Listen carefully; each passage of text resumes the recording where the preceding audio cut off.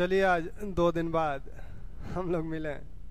कुछ संयोग ही ऐसा बन रहा है कि कंटिन्यू नहीं हो पा रहा था, तो हम लोग इतिहास देख रहे थे और यह आशा करता हूं कि आप लोग अच्छे से पढ़ रहे होंगे, क्योंकि इस समय अपने आप को कंसंट्रेट करना सबसे महत्वपूर्ण है, क्योंकि दिमाग भटकेगा। इलाहाबाद के कमरे से जब बाहर आप जाएंगे तो तमाम अन्य स्रोत होते हैं जहां पर भटकाव होता है, लेकिन आप लोग काफ़ी गंभीर हैं तो इसलिए भटकाव नहीं होगा। इतिहास में हम लोग मौर्यकालीन प्रशासकीय व्यवस्था कर रहे थे और उस मौर्यकालीन प्रशासकीय व्यवस्था में केंद्रीय शासन को देखा गया था। मौर्यकालीन जो प्रशासकीय ढांचा था उसकी बात पहले ही हुई थी। इस मौर्यकालीन प्रशासकीय ढांचा में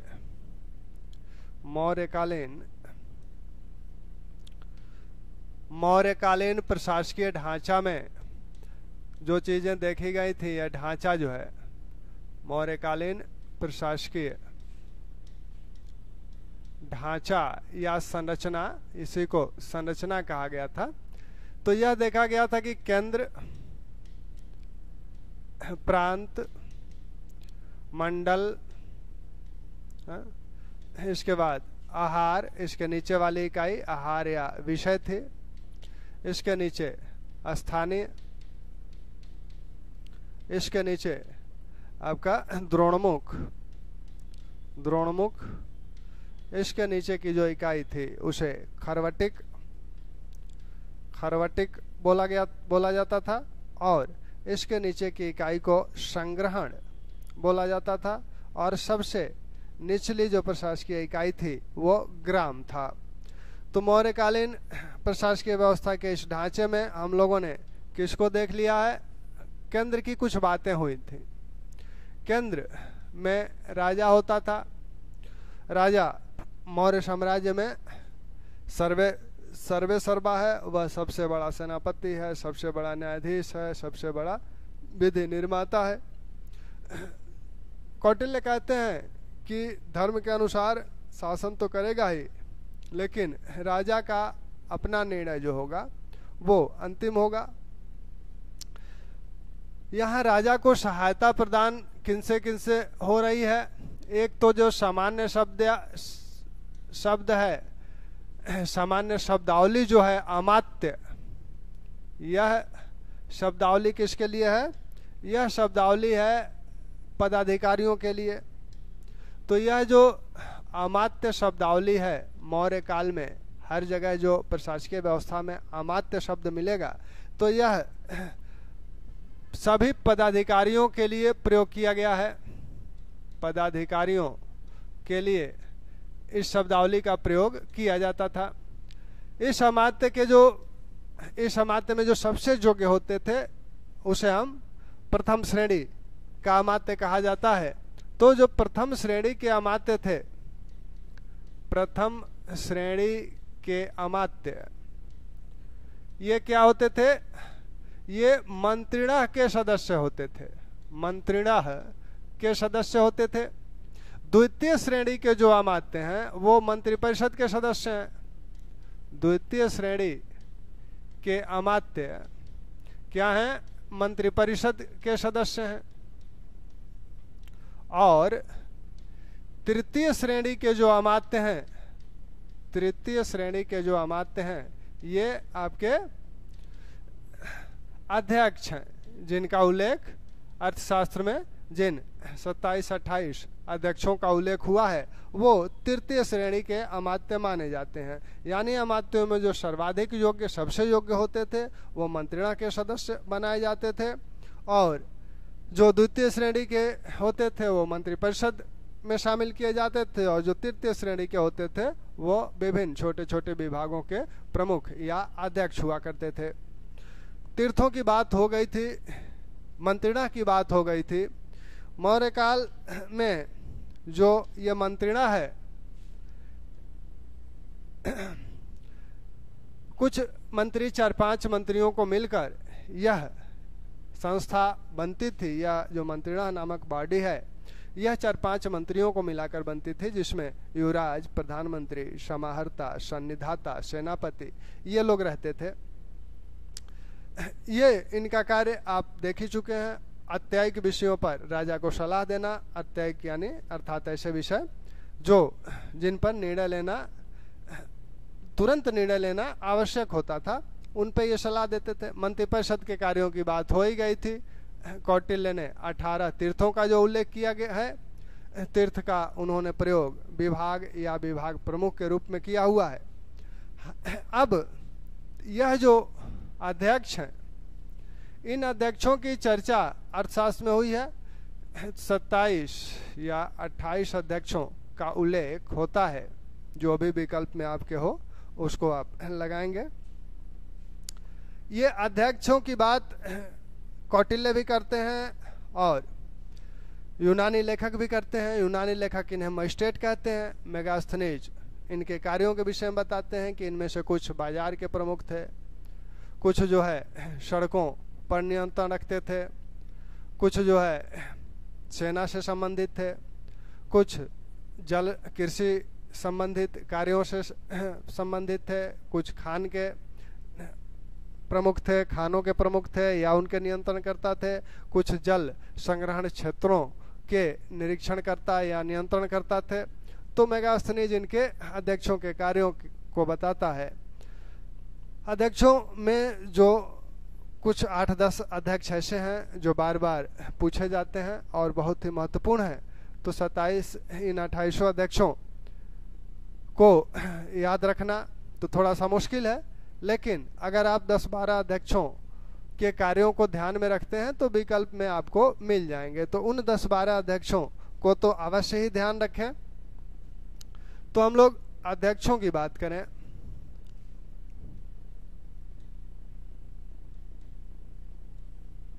कौटिल्य के अर्थशास्त्र में इन अध्यक्षों की बात हुई है। इन्हें यूनानी लेखक क्या कहते हैं?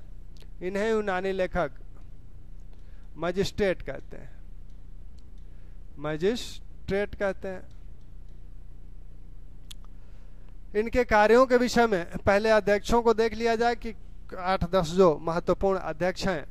जैसे आपका शीताध्यक्ष है, शीताध्यक्ष, लक्षणाध्यक्ष, लक्षणाध्यक्ष, विविताध्यक्ष, कुप्याध्यक्ष,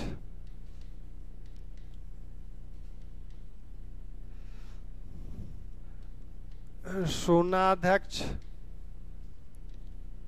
सूत्राध्यक्ष, पर्याध्यक्ष,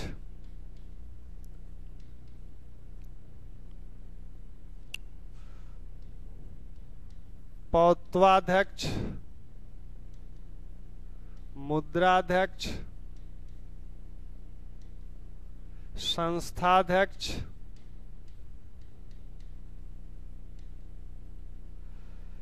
इसमें जो शीताध्यक्ष है ये राजकीय कृषि भूमि का प्रमुख है।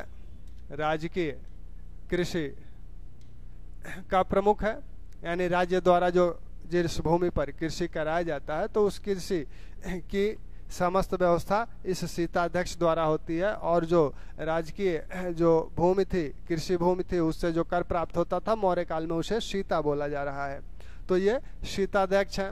लक्षणाध्यक्ष राजकीय टकसाल, राजकीय टकसाल का प्रमुख था। टकसाल यानी जहाँ सिक्के ढाले जाते हैं तो उसका प्रमुख होता था। विविताध्यक्ष यह चारागाहों का प्रमुख था, चारागाहों का प्रमुख था। वैसे ही कुप्याध्यक्ष यह वन विभाग का प्रमुख था, वनों की देखरेख करता था। शून्याध्यक्ष बूचड़ खाने का प्रमुख है, जहाँ पशु आदि की हत्याएं की जाती हैं, बूचड़ खाने का अध्यक्ष है। सूत्राध्यक्ष कताई बुनाई विभाग का अध्यक्ष है, कताई बुनाई विभाग का अध्यक्ष है। पर्याध्यक्ष यह व्यापार वाणिज्य संबंधी वाणिज्य विभाग का अध्यक्ष है, वाणिज्य विभाग का अध्यक्ष है, बाजार आदि की व्यवस्था देखता है। पौत्वाध्यक्ष यह जो है मुद्राध्यक्ष पासपोर्ट विभाग का अध्यक्ष है। संस्थाध्यक्ष सड़कों या मार्गों का निरीक्षण करता है, निरीक्षण करता है।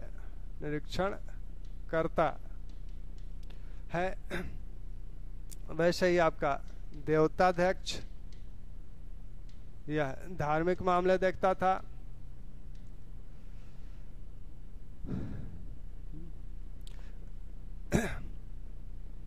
तो मुद्राध्यक्ष जैसे पासपोर्ट विभाग का, ऐसे ही आपका एक पत्तनाध्यक्ष आपका बंदरगाहों की देखरेख करता था, बंदरगाहों की देखरेख करता था। नवाध्यक्ष नामों के निर्माण आदि संबंधी उनके रखरखाव निर्माण का ध्यान रखता था। और ये पौत्वाध्यक्ष जो है ये छूट रहा है, माप तौल विभाग से संबंधित था। तो अध्यक्षों में जिनको आपको याद रखना है वो आपके हैं शीताध्यक्ष, राजकीय कृषि भूमिका की देखरेख करता था, उस पर खेती आदि कराने की व्यवस्था करता था। लक्षणाध्यक्ष राजकीय टकसाल का प्रमुख था, और टकसाल से संबंधित एक और अधिकारी मौर्य काल में जो कि बार बार पूछा जाता है, रूपदर्शक। यह तो सिक्का ढलवाने टकसाल का प्रमुख है, सिक्का ढालने की व्यवस्था करता है, और रूपदर्शक जो था वो सिक्कों की जांच करता था कि कौन सिक्के शुद्ध हैं और कौन सिक्के खोटे हैं। विविताध्यक्ष चारागाहों की व्यवस्था देखता था। कुप्याध्यक्ष वन विभाग वन की देखभाल करता था। सूनाध्यक्ष बूचड़खाने, और आपका सूत्राध्यक्ष आपका कताई बुनाई विभाग यानी आपका वस्त्र उद्योग से मूलतः संबंधित था। पण्याध्यक्ष व्यापार वाणिज्य बाजार और वाणिज्य इसको देखता था, इस विभाग को। पौत्वाध्यक्ष ध्यान रखिएगा, ये पौत्वाध्यक्ष का मतलब पतन से या नाव से नहीं है, ये मापतौल विभाग का प्रमुख है। मुद्राध्यक्ष पासपोर्ट विभाग का प्रमुख है। संस्थाध्यक्ष राजकीय मार्गों का निरीक्षण करता था, और साथ में राजकीय मार्गों के निरीक्षण के साथ साथ इसी की अनुमति से पुरानी वस्तुएं बाजार में बेची जा सकती थी, अर्थात जब तक यह अनुमति नहीं देगा तब तक पुरानी वस्तुएं बाजार में नहीं बेची जा सकती हैं। देवताध्यक्ष यह धार्मिक मामलों को देखता था। पत्तनाध्यक्ष बंदरगाहों की देखरेख करता था, और नवाध्यक्ष नावों की देखरेख, नावों का निर्माण आदि या मेंटेनेंस इसी के जिम्मे था। मौर्यों की एक अपनी जल सेना भी थी, और व्यापारिक रूप से भी नावों का निर्माण यानी नावों के निर्माण पर मौर्य शासन का एक अधिकार था। तो ये आपके कुछ प्रमुख अध्यक्ष हैं। अब मेगास्थनीज क्या कहता है इन अध्यक्षों के विषय में, इन अध्यक्षों के कार्यों के विषय में? तो मेगास्थनीज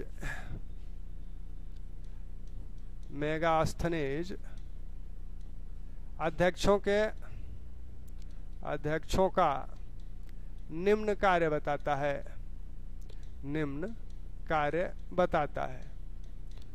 अब निम्न कार्य कौन कौन बताता है? निम्न कार्य बताता है कि ये कुछ जो है बाजार के प्रमुख थे, आप देख ही रहे हैं। पण्याध्यक्ष जो है बाजार के प्रमुख थे।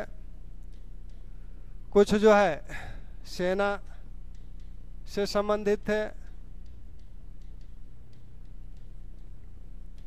कुछ कृषि कार्यों से संबंधित थे। कृषि कार्यों में आप शीताध्यक्ष को देख ही रहे हैं, और पशुपालन से संबंधित भी आपका जो विविताध्यक्ष है। कुछ जल संग्रहण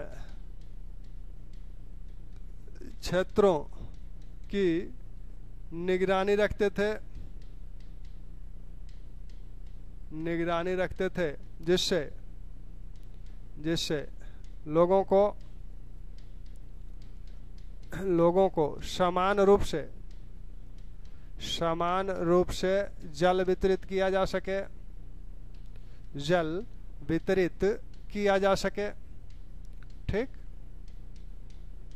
यही कहता है कि ये और क्या कार्य करते थे ये लोग। और एक कार्य ये करते थे कि सड़कों का निरीक्षण करते थे और 10-10 स्टेडिया पे ये स्तंभ स्थापित करवाते थे। सड़कों पर दूरी सूचक स्तंभ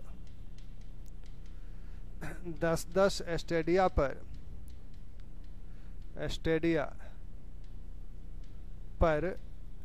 स्थापित करवाते थे। 10-10 स्टेडिया पर स्थापित करवाते थे।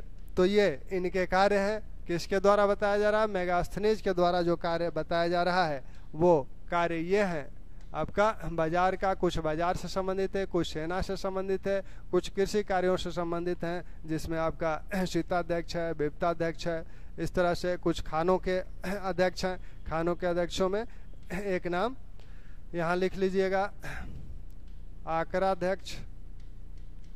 यह खानों की देखरेख करता था, जो खनिज संसाधन जहाँ से निकाले जाते हैं, तो उन खानों की देखरेख ये आकराध्यक्ष करता था।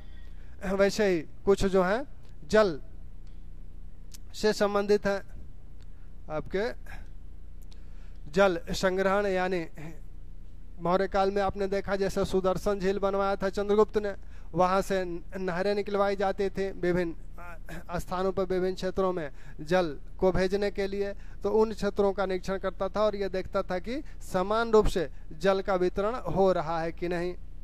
सड़कों का निरीक्षण करते थे और 10-10 स्टेडिया पर स्तंभ स्थापित कराते थे, दूरी सूचक स्तंभ 10-10 स्टेडिया पर। तो यहाँ से एक दूसरे तरह का सवाल भी पूछा जा सकता है कि मौर्य काल में सड़कों पर दूरी सूचक स्तंभों की जो स्थापना की जाती थी वो कितनी दूरी पे की जाती थी? तो 10 स्टेडिया पे की जाती थी। ऐसे ही एक सवाल और आपका बन सकता है कि अशोक ने जो अपने 7वें स्तंभ लेख में वो जो जिक्र करता है कि हमने कुआं खुदवाया था, सराय बनवाई थी, तो वो कुआं कितनी दूरी पे खुदवाया था? तो कहता है कि 8-8 कोस पे हमने कुआं खुदवाया था। तो यहाँ 10-10 स्टेडिया पर स्तंभ लगवाए जा रहे हैं और वहाँ अशोक द्वारा 8-8 कोस पर कुआं खुदवाया जा रहा है।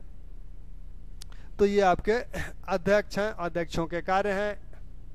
अब हम लोग केंद्रीय शासन व्यवस्था हो गई है लगभग। अब राजाओं के, मौर्य राजा जो है कल्याणकारी राज्य है, तो इसकी चर्चा हम लोग अलग से करेंगे कि मौर्य राज्य कैसे कल्याणकारी राज्य था। तो उसमें राजाओं की अन्य बातें जो कल्याण संबंधी, लोक कल्याण संबंधी हैं, वो बातें वहाँ समाहित हो जाएंगी। फिलहाल अभी हम लोग प्रांतीय व्यवस्था देखें। प्रांतीय व्यवस्था में मौर्यों का साम्राज्य विभिन्न प्रांतों में बटा हुआ था। चंद्रगुप्त के समय के प्रांतों का उल्लेख तो नहीं मिलता है, लेकिन अशोक के अभिलेखों से मौर्य साम्राज्य के अंतर्गत 5 प्रांतों का उल्लेख प्राप्त होता है। तो यह माना जाता है कि मौर्य साम्राज्य में 5 प्रांत थे। वो 5 प्रांत कौन कौन थे इसको देखा जाए, और साथ में मौर्य साम्राज्य में प्रांत को क्या कहा जा रहा है। प्रांत को चक्र बोला जाता था, प्रांत को चक्र बोला जाता था, और प्रांत का जो प्रमुख होता था इसे राष्ट्रीय या कुमार बोला जाता था। तो इसे राष्ट्रीय या कुमार बोला जाता था। मौर्य साम्राज्य में प्रांतों को क्या कहा जाता था? चक्र कहा जाता था, और प्रांत प्रमुख यानी प्रांतपति को कुमार या राष्ट्रीय बोला जाता था। ये अमूमन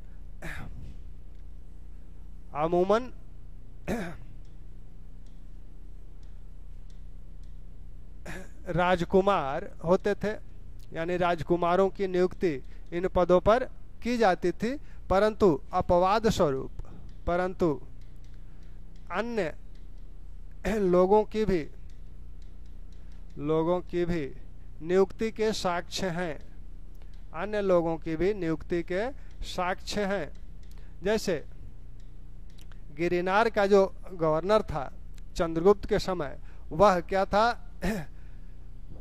पुष्यगुप्त वैश्य। इसका उल्लेख रुद्रदामन के जूनागढ़ अभिलेख में हुआ है, और वह मौर्य वंश संबंधी लेख नहीं है, वो एक शक शासक का लेख है। और वह उल्लेख करता है कि चंद्रगुप्त का जो इस गिरिनार क्षेत्र में जो प्रमुख था वह पुष्यगुप्त वैश्य था, और अशोक के समय यहाँ का प्रमुख यवन जातीय तुषास्प था। तो यहाँ नियुक्ति की करने के साक्ष्य हैं गिरिनार से ही। गिरिनार में चंद्रगुप्त के समय कौन नियुक्त हुआ था? पुष्यगुप्त वैश्य। पुष्यगुप्त वैश्य नियुक्त हुआ था। और अशोक के समय यहाँ यवन जाति का बोला गया है, यवन जातीय तुषास्प नियुक्त हुआ था। तो तुषास्प अशोक के समय और चंद्रगुप्त के समय पुष्यगुप्त वैश्य।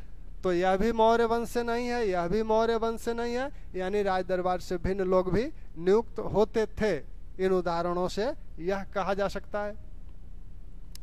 प्रांत जो हैं मौर्य काल में 5 प्रांत, अशोक के अभिलेखों से 5 प्रांतों का उल्लेख मिलता है, जिसमें आपका उदिच यानी उत्तरापथ,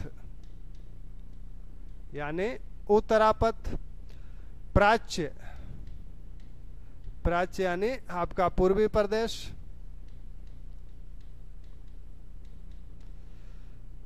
अवंती राष्ट्र,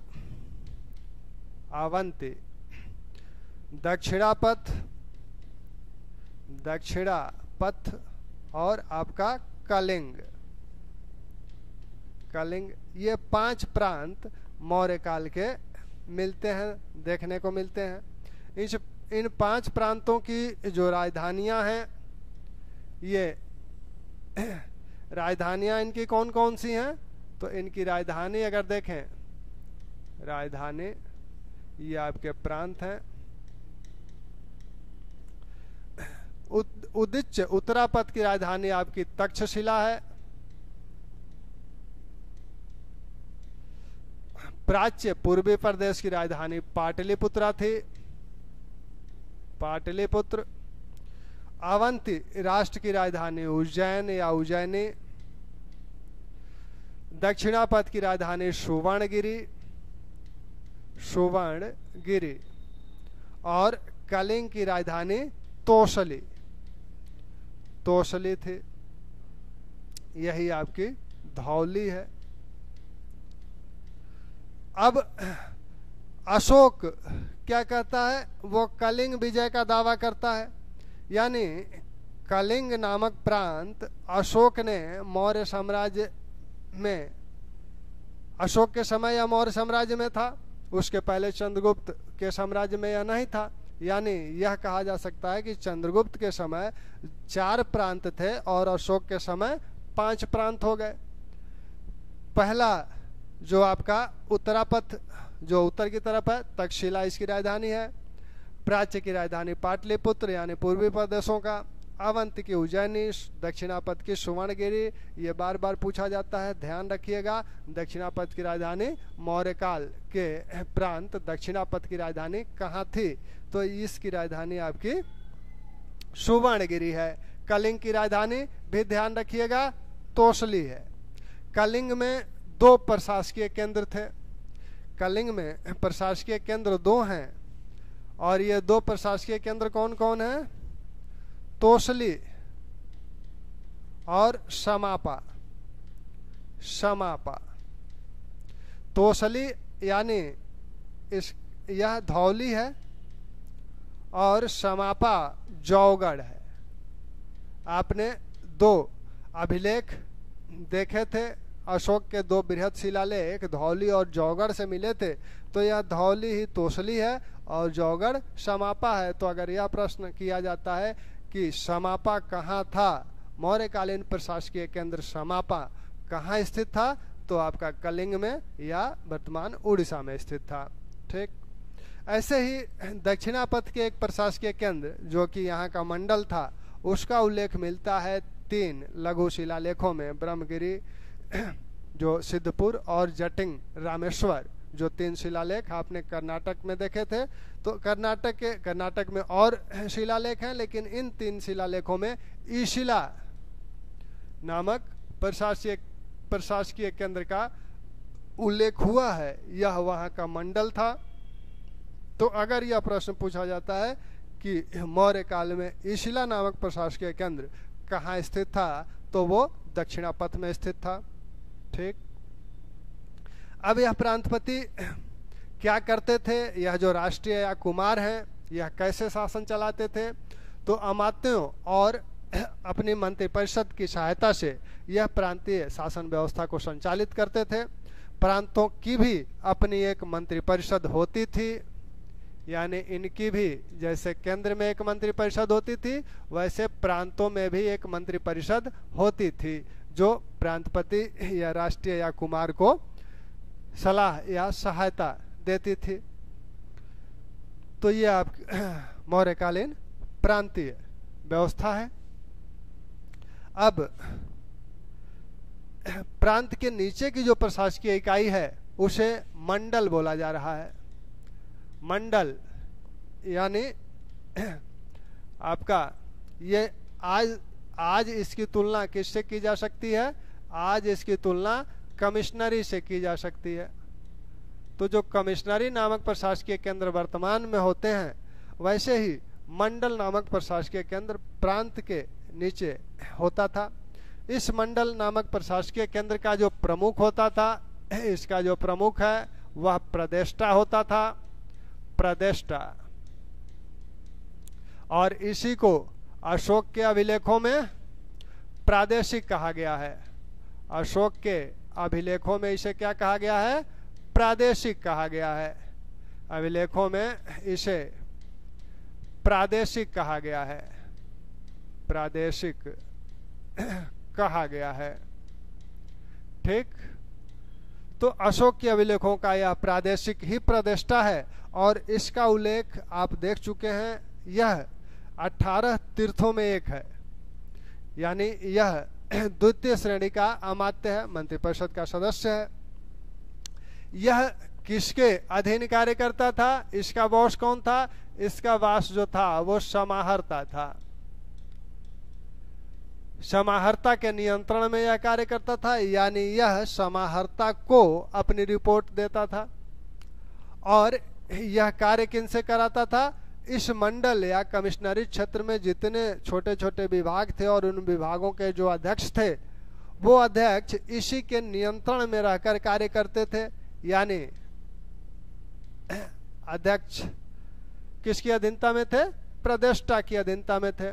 तो प्रदेष्टा के नियंत्रण में रहकर अध्यक्ष कार्य करते थे और इन्हीं के माध्यम से यह प्रदेष्टा मंडल की शासन व्यवस्था को संचालित करता था। इसके नीचे की जो प्रशासकीय इकाई है उसको हम लोग देख ही चुके हैं कि इसके नीचे की जो प्रशासकीय इकाई है वह आहार या विषय बोली जाती है। और वर्तमान में इसकी तुलना किससे की जा सकती है? वर्तमान में इसकी तुलना जिला से की जा सकती है। यह जिला के समरूप है। इस आहार या विषय का प्रमुख कौन होता था? तो इसका जो प्रमुख होता था वह आहारपति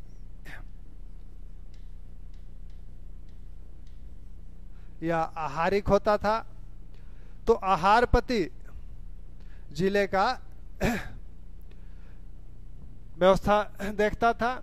अशोक के समय में याद करिए, उसके चौथे स्तंभलेख को याद करिए। जब स्तंभलेख कराया जा रहा था तो उस चौथे स्तंभलेख में एक अधिकारी का जिक्र हुआ था। वह रज्जुक नामक अधिकारी था और अशोक ने अपने 26वें राज्याभिषेक के 26वें वर्ष में उसे न्यायिक अधिकार भी प्रदान कर दिया था। यह रज्जुक नामक जो अधिकारी था, रज्जु शब्द से निकला हुआ है, रज्जु शब्द से रजुक बना है। रज्जु का मतलब रस्सी होता है, यानी भूमि आदि की पैमाइश वो किया करता था और भूमि के करों निर्धारण से संबंधित वह अधिकारी था, यानी कुल मिलाकर राजस्व अधिकारी था। कलेक्शन से संबंधित, राजस्व कलेक्शन से संबंधित अधिकारी था। लेकिन अशोक ने अपने राज्याभिषेक के 26वें वर्ष में उसे न्यायिक अधिकार भी प्रदान कर दिया था। तो इस प्रकार वह जिले का एक ऐसा अधिकारी है जिसका राजस्व संबंधी भी अधिकार है और न्यायिक अधिकार भी है। तो उस समय तक आकर यह जिले का सबसे प्रमुख अधिकारी रज्जुक बन गया था। तो रज्जुक भी कहाँ का अधिकारी था? जिला का अधिकारी था। आहारपति ऑप्शन में है तब तो ठीक है, आहारपति जिला का प्रमुख है या आहारिक जिला का प्रमुख है। अगर यह नहीं है, रज्जुक है, तो रज्जुक आपका प्रमुख है। और मिला था पर इसी को, रज्जुक को क्या कहते हैं कि यह कृषकों की रीढ़ था, सीधे सीधे कृषक से जुड़ा हुआ था, राजस्व से जुड़ा हुआ था, उनके भूमि पैमाइश से जुड़ा हुआ था, उनके करों के निर्धारण से जुड़ा हुआ था। इसलिए यह एक प्रमुख अधिकारी था जो मंडल से किसानों और मंडल के बीच की कड़ी को जोड़ता था। आहार के नीचे की जो प्रशासकीय इकाई है, इसे क्या कहा गया है? इसके नीचे की प्रशासकीय इकाई को कहा जा रहा है स्थानीय। स्थानीय का जो प्रमुख है यह स्थानिक था, यह स्थानीय का प्रमुख था। इसके नीचे की जो इकाई है वह एक स्थानीय में कितने? 2 द्रोणमुख थे। द्रोणमुख कितने थे? एक स्थानीय में 2 द्रोणमुख थे। द्रोणमुख। इस स्थानीय नामक इकाई 800 ग्रामों से मिलकर बनती थी। 800 गांवों से मिलकर स्थानीय नामक इकाई बनती थी।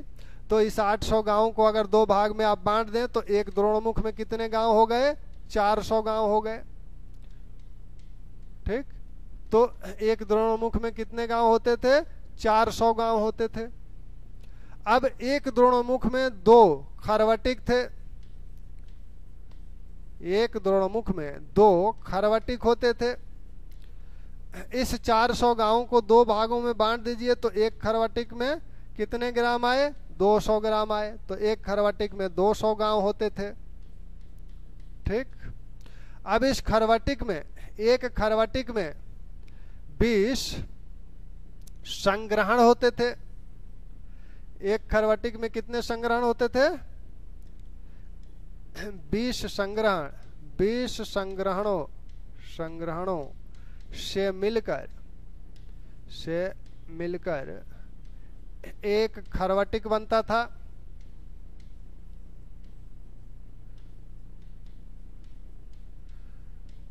बीस संग्रहणों से मिलकर एक खरवटिक बनता है। तो एक संग्रहण में कितने गांव हो जाएंगे? यानी एक संग्रहण में 10 गांव होंगे। एक संग्रहण में 10 गांव होते थे। ठीक, और इस संग्रहण का जो प्रमुख होता था, संग्रहण का जो प्रमुख अधिकारी है, इसे गोप कहा गया है। और सबसे निचली इकाई क्या है? गांव है। इस गांव का शासन कौन कर रहा है? गांव की शासन व्यवस्था को कौन देख रहा है? इस गांव की शासन व्यवस्था को ग्रामणी देख रहा है या ग्रामिक देख रहा है। तो ग्रामणी जो है, कौटिल्य के अर्थशास्त्र में एक ग्राम वृद्ध परिषद का उल्लेख मिलता है। ग्राम वृद्ध परिषद का उल्लेख मिलता है, यानी यह गांव के बड़े बुजुर्गों की एक परिषद या समिति या संस्था रही होगी। और जो ग्रामणी है, यह इन बड़े बुजुर्गों की जो परिषद थी उससे सलाह करके गांव का शासन संचालित करता होगा, ऐसा विद्वानों द्वारा अनुमान लगाया जाता है। इस शब्दावली के प्रयोग का यही अर्थ लगाया जाता है कि गांव के बड़े बुजुर्गों की जो परिषद थी उससे ग्रामीणी सहायता या सलाह लेकर गांव का शासन संचालित करता था। छोटे मोटे जो विवादित मामले, आपराधिक मामले होते थे, उनका निपटारा ग्राम स्तर पर ही ग्रामीण और वृद्ध परिषद की सहायता से कर लिया जाता था। ठीक। अब मौर्यों की यह जो स्थानीय शासन व्यवस्था थी वह हो गई। अब मौर्यों के शासन व्यवस्था में हम लोग देखेंगे सैन्य शासन। पहले सैन्य प्रशासन को देख लिया जाए। सैन्य प्रशासन, सैन्य शासन या सैन्य प्रशासन जो किया जा रहा है, इसमें कुछ अधिकारियों का उल्लेख पहले ही हो चुका है। कुछ अधिकारियों के विषय में हम लोग पहले से ही परिचित हैं। उन अधिकारियों को याद करिए, इनका उल्लेख कहाँ हुआ था। सेनापति, नागरक, दंडपाल, दुर्गपाल, अंतपाल, इनका उल्लेख जहां हुआ था वो याद आया। इसका उल्लेख मंत्रिपरिषद तीर्थों में हुआ है और मंत्रिणा के सदस्य के रूप में भी हुआ है। यह मंत्रिणा का सदस्य भी था। इन चारों का उल्लेख तीर्थों के रूप में हुआ है, यानी यह मंत्रिपरिषद के सदस्य थे। तो तीर्थों में इनका भी उल्लेख हुआ है, लेकिन यह इनसे उत्तम श्रेणी का था, यानी यह प्रथम श्रेणी का अमात्य है और ये लोग द्वितीय श्रेणी के अमात्य हैं। इसका वेतनमान 48,000 पण है और मंत्रिपरिषद के मंत्रियों का वेतनमान 12,000 पण है। तो वेतनमान भी यहाँ ध्यान दे लीजिए। वेतनमान जो है मंत्रिणा का कितना है? मंत्रिणा का 48,000 पण है। पण मौर्यकालीन मानक सिक्का है, चांदी का सिक्का होता था। और मंत्रिपरिषद के सदस्यों का वेतनमान कितना था? मंत्रिपरिषद के सदस्यों का वेतनमान 12,000 पण था। और अध्यक्षों का वेतनमान 1,000 पण था। ये वार्षिक उनका वेतनमान है। ठीक। तो इसका वेतनमान 48,000 पण है और ये द्वितीय श्रेणी के अमात्य हैं, इनका वेतनमान 12,000 पण है। यानी सेना का सर्वोच्च अधिकारी सेनापति है। सेना का संपूर्ण प्रबंधन यही देख रहा है और इसके अधीन ये लोग कार्य करते रहे होंगे। नागरिक को आपने देखा था, नागरिक का कार्य क्या था? युद्ध क्षेत्र में सेना का संचालन करना नागरिक का कार्य था। दंडपाल का कार्य था सैन्य सामग्रियों की व्यवस्था करना, रसद आदि की व्यवस्था करना।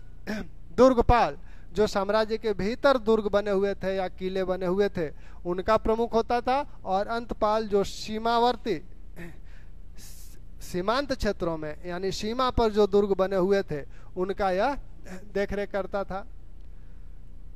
मेगास्थनीज कुछ दूसरी बात कहता है। मेगास्थनीज कहता है, मेगास्थनीज के अनुसार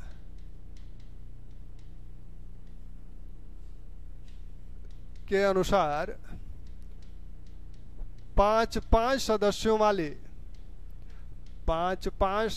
वाली 6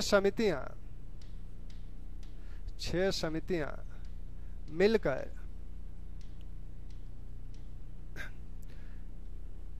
सैन्य प्रशासन संचालित करते थे।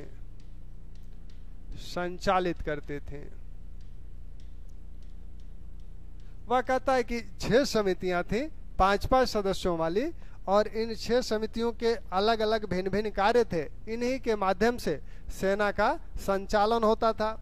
अब ये 6 समितियां कौन कौन है, क्या क्या कार्य कर रही हैं?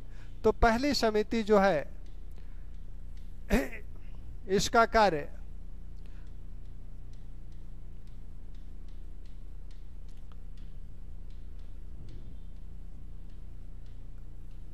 पांचवी, छठवीं,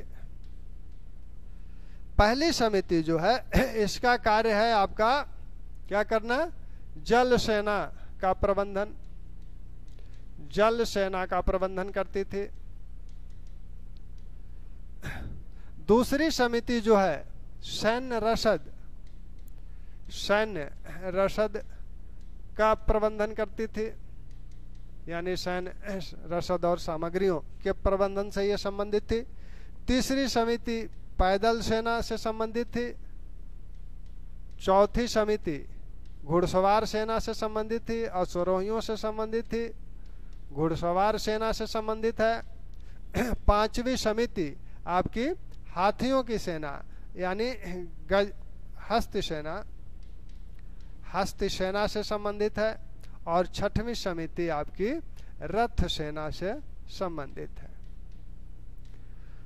तो ये 6 समितियों का जिक्र करता है। पहली समिति जल सेना से संबंधित है, दूसरी समिति सैन्य सामग्रियों और रसद का प्रबंधन करती थी, तीसरी समिति आपकी घुड़सवार सेना से संबंधित पैदल सेना से संबंधित थी, चौथी समिति घुड़सवार सेना से संबंधित थी, पांचवी समिति आपकी हस्ती सेना या गजारोहियों की सेना से संबंधित थी और छठवीं समिति रथ सेना से संबंधित थी। सभी समितियों में 5-5 सदस्य होते थे। ये 6 समितियां हैं। इन समितियों से मिलकर मौर्य सैन्य शासन संचालित किया जाता था, ऐसा मेगास्थनीज का मानना है। ये समितियों के कार्य बार बार पूछे जाते हैं, तो इसलिए इनको ध्यान रखिएगा। मौर्य काल में सैन्य छावनी को गुल्म बोला जाता था। सैन्य छावनी जो थी इसे गुल्म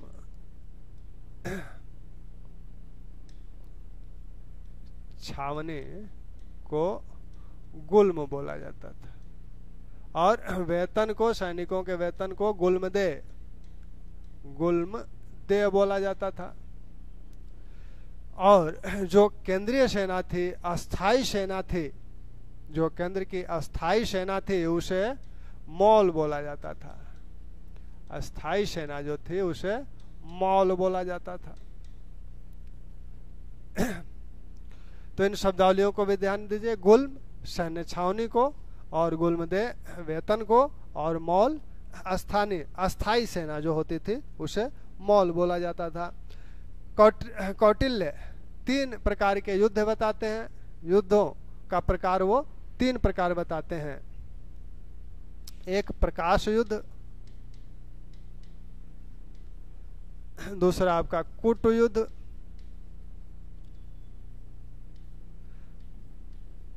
तूष्ण युद्ध। प्रकाश युद्ध आमने सामने रणभूमि में युद्ध स्थल पर जो युद्ध होता था वह प्रकाश युद्ध था। यहाँ कूट युद्ध यह छल कपट के माध्यम से किया जाता था, और इस युद्ध के माध्यम से उस जो विरोधी राजा है उसको विष देकर मारकर उसके राज्य पर अधिकार कर लिया जाता था। तो इनका ध्यान रखिएगा। इस मौर्यकालीन सेना के संबंध में कुछ लोगों के विचार, कुछ लोगों के कथन हैं जिन्हें आप पहले ही देख चुके हैं, जान चुके हैं। मौर्यों के पास एक बहुत बड़ी सेना थी। यह बात प्लूटार्क भी मानता है। क्या कहता है कि चंद्रगुप्त मौर्य ने 6 लाख की सेना लेकर पूरे भारत को रौंद डाला। कौटिल्य यह सेना किन किन लोगों से गठित हुई थी, कौटिल्य इसको बताते हैं। क्या बताते हैं कि यह सेना, चंद्रगुप्त की जो सेना थी वह चोर, प्रतिरोधक, चोरगण, आटविक, शस्त्रोपजीवी इन लोगों से मिलकर गठित हुई थी। और इसी को जस्टिन क्या कहता है चंद्रगुप्त की सेना को, कि यह डाकुओं का गिरोह थी। तो इस प्रकार यह जो सैन्य शासन प्रणाली है मौर्यों की, वो सैन्य शासन प्रणाली आपकी ये दिख रही है। सैन्य शासन प्रणाली चंद्रगुप्त के समय बहुत बड़ी सेना रही होगी, क्योंकि चंद्रगुप्त ने उत्तर पश्चिम क्षेत्र को भी जीता और दक्षिण को भी जीता। अशोक ने कलिंग युद्ध किया। कलिंग युद्ध के वो विध्वंसों की बात करता है जिसमें बताता है 1 लाख लोग मारे गए। तो निश्चित रूप से मौर्यों की सेना बहुत ही बड़ी थी और शक्तिशाली थी। कितना समय हुआ? तो हम लोग अब जो दूसरा मौर्य शासन के विषय में देखेंगे वो न्यायिक प्रणाली इनकी, और इनकी जो नगरीय शासन प्रणाली है उसको देखा जाएगा। तो यहीं छोड़ते हैं, फिर आगे कंटिन्यू कर लिया जाएगा। धन्यवाद।